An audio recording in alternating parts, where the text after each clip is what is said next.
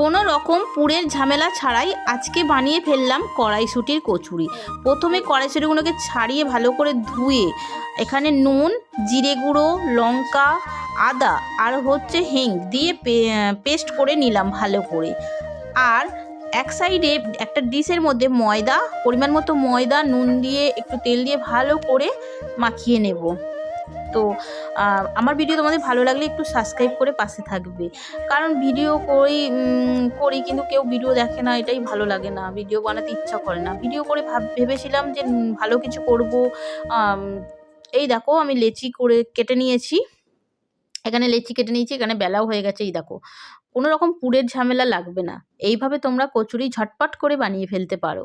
ইচ্ছা হলেই বানিয়ে মানে রাতে ডিনারের সাথে খেতে পারো। তো গরম গরম কড়াইশুঁটির কচুরি আর হচ্ছে ঝাল ঝাল আলুর দম জাস্ট জমে যাবে। এই দেখো আমার ভাজাও হয়ে গেছে। এখানে দেখেছো সব কটা ফুলেছে কিন্তু, আর দারুণ খেতেও হয়েছিল।